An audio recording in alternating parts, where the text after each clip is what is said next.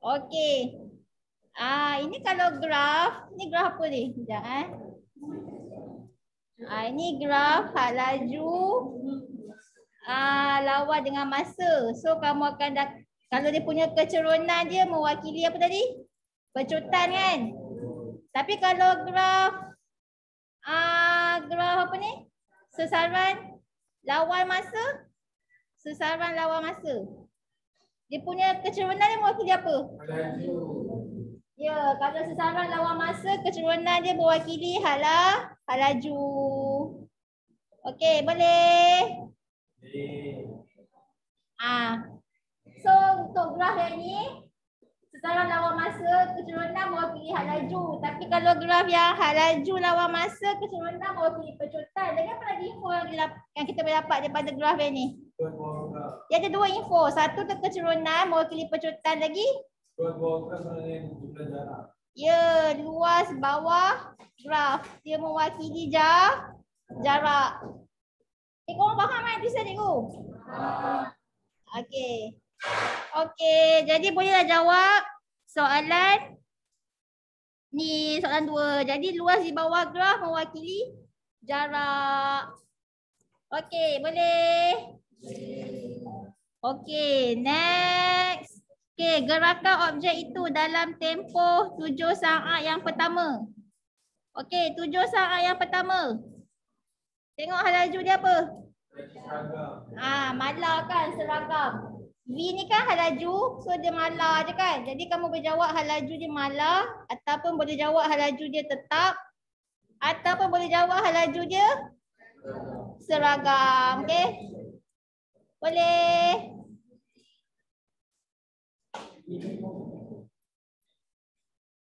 Okey, next. Dia tanya nyah pecutan. Dah jawab dah, dapat apa? Negatif? Negatif 1.143. Negatif 1.5.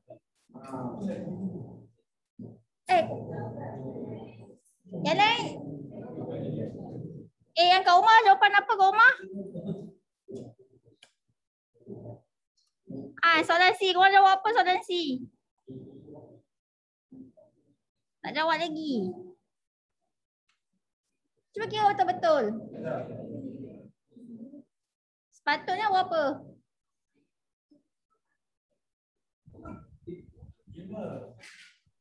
5. Salah. Ya, negatif 5. Dah nyah pecutan kan? So bila nyah pecutan mestilah jawapannya kamu akan dapat negatif. So kecerunan. Ini kan kecerunan. Mesti ada 2 koordinat. Ni koordinat berapa 7, 15, yang ni 10, 0. So nak kira kecerunan Y2 tolak Y1 per S2 tolak S1. Macam mana korang ni? Tersalah. Kamu tersalah. Tersalah tolak. Okey. So belah ni S1 Y1, ni S2 Y2. Jadi Y2 0, Y1 15, S2 dia 10, S1 dia 7. Okey, unit dia. Yang paksi Y unit dia apa? Ni meter saat negatif 1. Paksi X dia saat kan. Okey, 0 tolak 15, negatif 15 bahagi dengan 3. Dapat berapa Negatif 5. So unit meter saat negatif 2 kan. Tu yang dapatnya pecutan negatif 5. Meter saat negatif 2. So negatif 5 meter saat negatif 2. Boleh? Okey, next. Kak Umar okey ke Kak Umar? Korang buat apa Kak Umar tu? Tengok kan? Duduk depan laptop. Tengok. Tengok. Okey. Okey, next kita pergi soalan nombor 2. Ni apa ni? Darjah 2 menunjukkan ais ditambahkan ke dalam segelas air. Terangkan dari segi kadar pemindahan haba. Mengapa kamu rasa sejuk apabila kamu menyentuh ais itu? So kalau kadar, kamu kena bagi tahu dari segi kadar lah. Tinggi ke, rendah ke pemindahan haba. Kenapa tangan kita sejuk bila pegang ais? Maksudnya apa? Haba dipindahkan dari tangan kita ke ais tu cepat ke lambat? Cepat kan? Haba dipindahkan daripada tangan kita ke ais cepat. Sebab tu tangan kita rasa sejuk cepat. Sebab haba daripada tangan dah pindah ke ais. Faham ke? So kamu cakaplah kadar pemindahan haba dari tangan ke ais. Kadar dia apa? Tinggi ke rendah kalau cepat? Tinggi, okey? Tinggi. Kadar pemindahan haba dari tangan ke ais tinggi. Okey. Next, selepas seketika gelas air dan ais itu mencapai suhu 0 darjah Celsius. Dua-dua 0 darjah Celsius. Air kosong, ais pun kosong. Ni apa ni? Konsep apa ni? Ya, keseimbangan telma. Okey. Ingat lagi kan ni tajuk? Form 4. Okey, next. Apabila suatu termometer perlu ditentu ukurkan, takat lebur ais digunakan sebagai takat tetap bawah untuk skala suhu. Terangkan mengapa takat lebur ais digunakan. Kenapa guna ais? Kenapa tak guna takat lebur naftalina je? Kenapa kena guna ais? Takat lebur ais berapa? Dia 0 darjah Celsius kan? Kita memang nak skala daripada 0 hingga 100 kan? Lagi satu ais ni senang didapati itulah. Ais kan? Kalau naftalina nak kena pergi cari kat mama kimia lah apa kan? So kamu boleh cakap kat situ ais senang didapati. Atau apa-apa yang logik? Ais senang didapati. Ataupun kamu boleh jawab boleh apa? Boleh eksperimen ni boleh dijalankan di mana-mana makmal. Eksperimen apa penentu ukur. Kan eksperimen ini boleh dijalankan di mana-mana makmal. Ataupun kamu boleh jawab sebab takat apa? Takat lebur ais 0 darjah Celsius pun boleh. Mana-mana. Boleh ke? Boleh. Okey. Next. Yang ni kena kira. Bagi termometer yang ditentu ukur ini, turus merkuri naik 2 cm bagi setiap kenaikan 10 darjah Celsius. Okey, pada 30 darjah Celsius, turus merkuri itu 15 cm panjang. Apakah panjang turus merkuri apabila termometer ini digunakan untuk mengukur suhu gelas air dalam 2A2? Dalam 2A2. Mana 2A2? Berapa suhu ni? Suhu dia tanya apa? Suhu gelas air. Kosong kan? So kalau pada 0 darjah Celsius berapa turus merkuri dia? Nak senang kamu lukis dia punya merkuri. Lepas tu ini kan apa? Ada merkuri kan? Okey, lepas tu merkuri tu, okey, kat mana kosong? Dia punya kosong bukan dekat sini tau. Dia kat mana sebenarnya? Dia ada lebih sikit sebab nanti kan kita nak buat ada negatif 1 darjah Celsius, negatif 2, negatif 3 kan. So dia punya kosong je lebih sikit kat sini lah. Ni 0 darjah Celsius. Ni kosong. Boleh? Macam tu lah Okey. Jadi kat situ dia kata apa?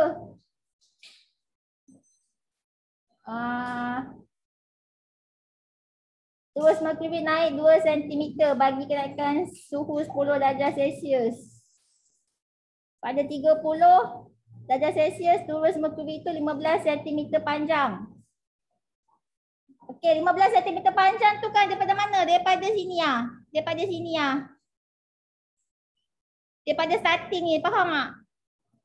Kan daripada kosong. Maksudnya kat sini daripada starting ni, daripada berbuli kat hujung berbuli tu naik berapa? 15 berapa panjang 30 darjah Celsius? 15 cm. Dia naik 30 darjah Celsius. So dia punya ukuran dia 15 cm. Itulah dia punya ni. Soalan nak apa? Soalan nak 0 darjah Celsius. Ni daripada berbuli tu, hujung berbuli sampai ke kosong ni berapa? Daripada hujung berbuli ni sampai ke kosong berapa cm? Boleh tak? Ya betul 9. Dapat 9 cm?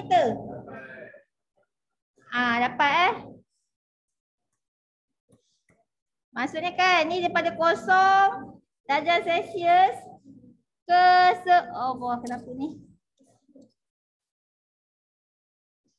Daripada 0 ke 10 darjah Celsius dia naik berapa cm? 2 cm. And then pergi lagi 20 darjah Celsius 2 cm. And then dia pergi lagi ke 30 darjah Celsius 2 cm. So dah berapa cm dah daripada 0 ke 30? 6 cm. Jadi kita nak yang panjang yang 0 darjah Celsius yang hijau ni. Nampak tak yang hijau ni? Jadi 15 cm tolak 6 cm tu yang dapat 9 cm. So jawapan dia 9 cm lah. Faham ke? Okay, next.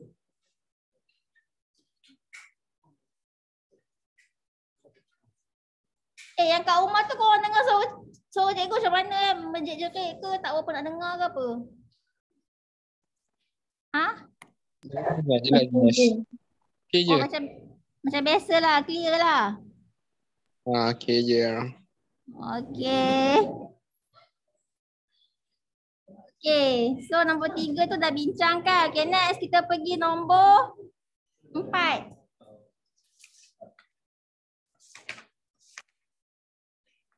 Okay, ni hukum gas. Ada berapa hukum gas? 3. Kalau P1, B1 sama dengan P2, B2 ni hukum apa? Okey, ni hukum Boyle. Kalau B1 per T1 sama dengan B2 per T2 ni hukum apa? Hukum apa ni? Hukum Charles. Okey. Kalau P1 per T1 sama dengan P2 per T2 ni hukum apa? Hukum tekanan. Kamu Aizat. Maksudnya kamu ingat cikgu ajar ni hukum tekanan.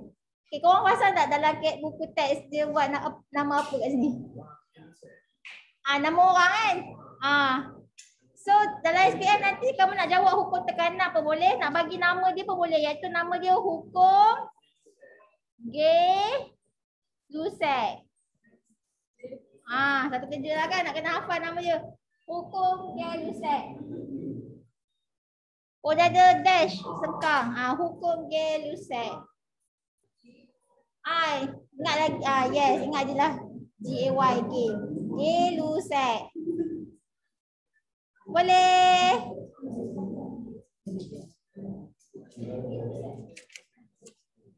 Formula ni ada ke dalam lampiran? Tak ada so korang kena hafal lah. Okey, jadi antara 3 gas ni, yang mana hukum untuk soalan nombor ni? Sifat jumlah. Yes, dia sebutkan sifat jumlah. Sebab dia punya botol tu. Dia kata Raja 4 menunjukkan botol kaca yang bertutup gabus yang mengandungi 100 cm padu udara pada suhu 27 darjah Celsius. pada tekanan atmosfera.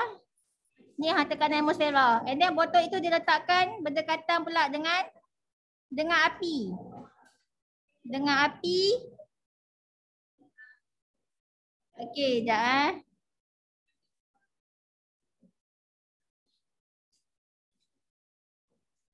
So ni hukum apa ni? Kalau ada kaitan dengan suhu 27 darjah Celsius, lepas tu dengan tekanan. Lepas tu nanti dia buat pula eksperimen ni kat mana? Sebelah api lah. Sebelah api yang suhu dia berapa? 120 darjah Celsius pula. So berapa pula tekanan dia? Jadi kat sini hukum tekanan ataupun hukum Gay-Lussac. Boleh?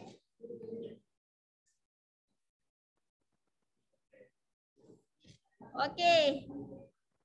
Yelah, maksudnya botol ni isi padu dia yang sama 100 cm padu yang sama. Beza je dia buat satu suhu 27 darjah Celsius, satu lagi suhu di berdekatan dengan api tu 120 darjah Celsius.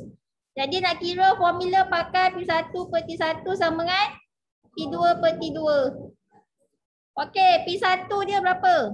Pada tekanan atmosfera ni 27 darjah Celsius. So tekanan dia berapa? Ya, 1/10⁻5 Pascal. Tekanan bila suhu dia 27 darjah Celsius. Okey, suhu nak tukar tak kepada Kelvin? Tak perlu? Perlu ke tak perlu? Perlu. Okey, macam mana nak tukar ke? Ya, suhu mutlak. So, macam nak tukar kepada Kelvin? Tambah 273. Okey, dapat berapa? 300. So, 300 Kelvin. Boleh? Okey, so 300 Kelvin. Okey, next dia tanya tekanan. Apakah tekanan udara apabila botol tu diletakkan dekat dengan api yang suhu dia 120 darjah Celsius. Yang ini pun kena tukar kepada Kelvin. Tukar kepada Kelvin berapa? 120 tambah 273. 393. Okey, 393 Kelvin. So boleh cari tak tekanan P2 tu? Boleh cari? Dapat berapa? Okey. Okey, jap. So dapat 131 000. Okay, apa unit dia? Potong-potong Pascal. Boleh? Okay, next. Okay, soalan B. Dia tanya apakah yang akan berlaku kepada gabus jika botol itu dibiarkan berdiri tegak berdekatan dengan api untuk suatu jangka masa. Terangkan. Dia tanya apa jadi dengan gabus. Mana gabus? Ni gabusnya. Agak-agak apa jadi dengan gabus? Ya, tercabut keluar. So kamu jawab gabus tercabut keluar. Okay. Gabus tercabut keluar. Kalau kamu jawab botol pecah, tak diterima sebab soalan tanya apa? Pasal gabus. Okey, kenapa dia tercabut keluar? Ataupun dia melantun keluar sebab apa? Ya, boleh. Sebab bila dia panas kan, panas. Jadi bila suhu meningkat, tekanan apa ni? Dalam botol tu, tekanan udara dalam botol meningkat. Sebab panas kan? Okey, next. Soalan C. Jika bahagian dalam botol dibasah sebelum ditutup dengan gabus, dibasahkan bahagian bahagian dalam botol tu. Okey, adakah fenomena dalam 4B berlaku dengan lebih cepat? Bayangkan di botol. Dia basahkan botol kat dalam ni. Dia basahkan, lepas tu baru dia tutup dengan gabus. Lepas tu dia letak tepi api, tepi unggun api. Agak-agak gabus ni akan tercabut keluar lebih cepat ke lebih lambat? Lebih lambat. Sebab apa? Sebab ada air. So bila ada air dia? Bila ada air dia lambat panas. Tu kalau lebih lambat lah. Okey, yang jawab lebih cepat. Yang jawab gabus tu akan tercabut lebih cepat. Ada tak? Kamu rasa bila letak air dalam botol dia macam sejuk kan Tapi dia duduk tepi api ni. Duduk ada api. Ni unggun api lah. Unggun api. Ni unggun api. Ya. Kenapa? Yes, betul. Itulah jawapan. Masuk je dah ready lah untuk SPM. Ulang balik Syahda. Tak, air tu nanti kena dengan air dari air. Mungkin dia tambah. Faham tak? Air tu kan. Betul lah. Okey. So bila ada unggun api kan kat tepi ni kan panas, betul tak? So bila dia panas, air dalam botol tu, titisan-titisan air tu dia akan tukar jadi apa? Wap air. So bila tukar jadi wap air kan udara. So tekanan udara dalam botol ni akan meningkat lah. So lagi cepatlah gabus ni terpelanting keluar. Faham? Okey, so air manalah?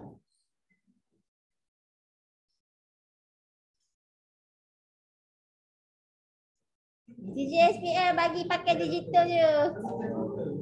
Kalau korang AA pun nanti CJ digital je. Join Google Meet. Cikgu bagilah CJ digital macam tu. Okey. So jawapan dia, adakah fenomena berlaku lebih cepat? Ya. Okey, sebab air air dalam botol kan? Air dalam botol bertukar kepada wap air. Jadi apa? Jadi tekanan tekanan udara dalam botol lebih tinggi kan? Lebih tinggi. Sebab air tu tukar jadi wap kan? Wap kan udara. So bayangkan ada banyak-banyak udara dalam botol tu. So tekanan dia tinggilah. Tekanan udara dalam botol tinggi. Faham maksud cikgu ni? Faham? Okey. Yang Kak Umar faham ke Kak Umar? Hello? Faham. Okey. Okay, next. Nombor 5. Ni tentang tajuk graviti kan, form 4. Okey. Jisim, apakah? Okey, jisim ialah kuantiti. Ya, kamu boleh bagi dua jawapan. Jisim ialah kuantiti skala. Apa maksud skala ni? Ya, dia tak ada arah kan. Dia ada magnitude je. Macam 50 kg. Dia ada magnitude sahaja. Ni kita panggil magnitude. Tapi tak ada apa? Tak ada arah. Tapi kalau cikgu buat 500 Newton, berat Ali 500 Newton ke bawah. Ni berat. So kalau berat ni kuantiti apa? Yang ni kuantiti vektor Kalau ni kita panggil kuantiti vektor sebab ada apa? Ada arah. Arah apa? Arah graviti. Kat mana arah graviti? Bawah. Ke bawah pusat bumi kat bawah. Okey, so kamu boleh jawab skala ataupun boleh jawab apa? Kuantiti asas. Okey, ada berapa kuantiti asas? 7. Apa dia? Panjang. Jisim. Keamatan cahaya keamatan cahaya, suhu, Mol bahan. mol tu apa kita panggil? Kuantiti bahan cikgu rasa kuantiti bahan. Kuantiti bahan kan? Ya ke kuantiti bahan? Tapi mol-mol lah. Tapi dia mol-mol. Kuantiti apa? Kuantiti bahan. Okey, kuantiti bahan. Lagi? Arus elektrik. Apa lagi? Ya, masa. Ada 7 7 kuantiti asas. Dulu KBSM ada 5 je. Naik ke SSM, dia tambah ni. Dia tambah keamatan cahaya dengan kuantiti bahan yang kimia. Tapi kita tak belajar pun kimia ni. Sebab korang dah ada subjek kimia kan. Ni keamatan cahaya. Okey. Soalan ni, ni soalan senang. Kan cikgu kata soalan senang, soalan nombor berapa? 5, 6. Sebab apa? Dia membandingkan. Kan dia bandingkan. Contohnya ni, bandingkan jisim satelit M1 dengan M2. Apa jawapan kamu? Ya, sama. Jadi kat sini jisim satelit M1 dan M2 sama. Kalau boleh kamu buat ayat panjang macam ni tak nak buat sama. Macam malas kan macam tu. Okey, next. Bandingkan jejari orbit bagi satelit R1 dengan R2. Tengok betul-betul. Tengok gambar betul-betul. Allah. Ni R1, ni R2. R1 pendek, R2 panjang. So nak buat ayat macam mana? Ya. Jejari orbit R1 rendah ataupun berjawab apa? Pendek daripada R2 kan? Pendek ke ataupun rendah ke? Boleh tak buat perkataan lebih kurang? Tak boleh. Lebih kurang tak boleh. Sebab tu cikgu kata jangan buat perkataan lebih. Takut kamu terbuat lebih kurang. Kalau nak buat kurang boleh. Buat je kurang. Jejari orbit R1 kurang daripada R2. Itu boleh. Jangan sebut lebih kurang.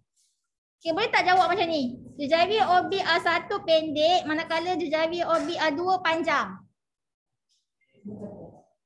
Tak boleh. Itu pernyataan. Buat macam tu tak boleh. Bila banding kena buat macam ni lah. Daripada. Faham ke? Okay. Next. Bandingkan tempoh orbit. Ni satelit S1 kan. Kan dia pendek kan jarak dia kan. Jadi tempoh orbit dia apa? Rendah. Dia cepat kan. Cepat tak pusing. So maksudnya masa yang dia ambil tu rendah kan. So kamu berjawab tempoh orbit satelit S1 rendah daripada S2. Kalau kamu nak sebut pendek pun boleh juga. Tempoh dia pendek, rendah. Apa-apalah yang ni. Okey, tempoh dia pendek. Tempoh dia cepat. Okey, kalau cikgu tak nak kamu buat perkataan macam apa?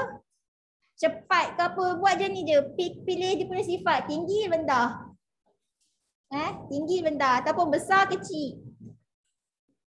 Okey. Tinggi, rendah. Besar, kecil. Macam tu. Okey. Jauh? Oh, lebih. Contohnya apa? Jaraknya lebih, kamu nak cakap ni, jarak jauh. Jaraknya jauh. Kalau jarak tak apa. Tapi kalau kamu jawab jaraknya tinggi daripada jarak yang lagi satu tu kan. Tinggi. Boleh. Jarak jauh boleh. Tapi kalau boleh buat tinggi lah. Tinggi, rendah, besar, kecil. Walaupun ayat dia tak sedap. Tak apa. Sebab kadang-kadang yang tanda tu kan pemeriksa Cina kan. Tu kan kisah apa ayat kamu sedap ke tak sedap. Yang nampak tinggi, rendah, besar, kecil kan. Smaller, bigger. Higher, lower kan kalau English punya jawapan kan. Okey. Betul. Ya. Kalau start daripada atas tu buat angka tu bawah tu semua kena buat satu juga. Tak semestinya. Okey. Okey. Lepas tu nyatakan hubungan antara jejari orbit dan tempo orbit. Nak senang biarlah sekali barulah nak nampak pattern dia. Kalau ada setengah orang kan, dia dah buat perbandingan dah betul tapi dah betul lah belum kan? Dia buat perbandingan betul tapi bila buat hubungan salah. Sebab apa? Dia terabur. Dia careless kan? So kalau kamu rasa kamu ni seorang yang suka careless, kamu buat kat tepi tu kan, kamu contenglah sikit. Buat jadual bagi kamu nampak kan. Buatlah okay, ni jisim satelit. Ni apa benda? Jejari orbit. Lepas tu ni apa? Tempo orbit. Lepas tu yang ni apa? Ni S1, S2. Yang ni tadi jisim ni apa tadi sah? Sama jejari orbit. S1 tu rendah. So yang ni tinggi. Ini tempo orbit rendah. Yang ni tinggi. So bila dah buat jadual kat tepi ni, confirm takkan salah. Ni baru satu hubungan. Tengah soalan dia ada dua hubungan. Kalau dua hubungan tu kamu tercareless, sayanglah 2 markah, betul tak? So soalan-soalan yang senang ni kita kena kutip markah. Sebab kita bukan dia pandai sangat fizik kan? So benda-benda senang ni kena kutip markah. Faham ke? Okey, so hubungan antara jejari orbit dengan apa tadi? Tempo. So semakin apa ni? Semakin tinggi dari orbit. Okey, semakin tinggi jejari orbit. Semakin tinggi tempo orbit. Boleh? Ataupun kamu nak buat semakin rendah jejari orbit, semakin rendah tempo orbit pun boleh. Ataupun tiba-tiba kamu buat ayat terbalik kan. Semakin rendah tempo orbit, semakin rendah jejari orbit. Pun tak apa, tak ada masalah. Kalau tiba-tiba ayat tu macam terbalik. Dia tak kisah. Dia tak kisah benda tu Okey. So senanglah kan nak kutip markah. Jadi hukum apa yang terlibat Ya betul. Hukum Kepler ketiga. Okey, hukum Kepler ketiga. Ada yang buat 3 macam ni. Pun boleh. Okey, next. Apa yang akan terjadi kepada tempo orbit jika jisim satelit S1 ditambah? Bayangkan jisim satelit ni, jisim dia tinggi. Tempo dia.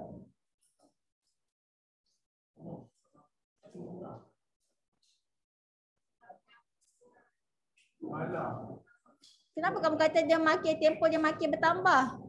Sebab jisim dia bertambah ke?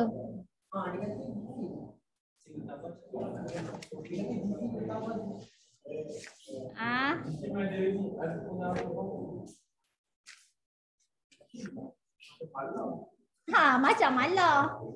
Betul lah tu, macam malah. Memang jisim tu malas mana. Jadi kalau jisim tu, okey, apa formula hukum Kepler ketiga? Formula dia? Dia 2πr. Mana dia? Tak ada kat sini. Yang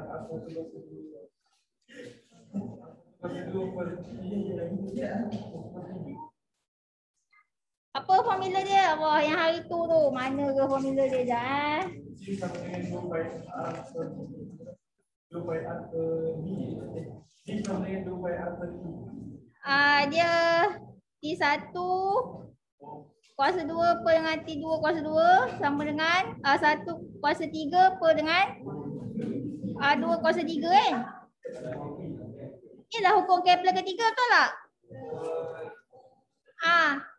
Bayangkan T1 dengan A1 tu satelit yang satu, yang ni T2 dengan A2 ni satelit yang nombor 2.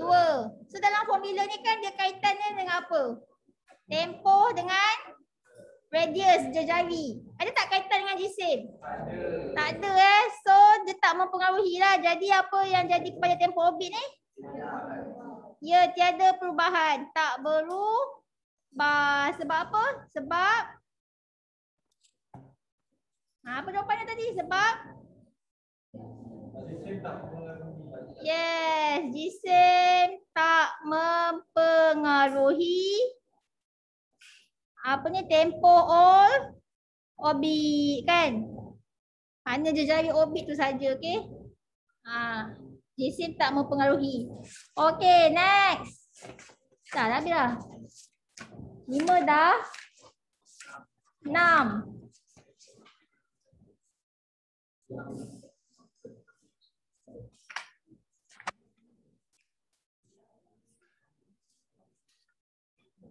Okey, 6 ni pun soalan perbandingan. Okey, apa maksud muatan haba tentu? Kamu nampak aja perkataan tentu maksudnya jisim yang telah ditentukan. Berapa kg? 1 kg. Dia sama macam kamu nak beli gula dekat supermarket kan? Nak beli kat kedai apa? Kedai runcit kan, gula. Dia dah label kan 1 kg gula, 1 kg garam, 1 kg tepung. So benda yang telah dilabelkan. So yang ni tentu ni maksudnya 1 kg. Ni muatan haba maksudnya kuantiti haba. Jadi macam mana nak buat ayat? Kuantiti haba yang diperlukan untuk menaikkan suhu 1 kg bahan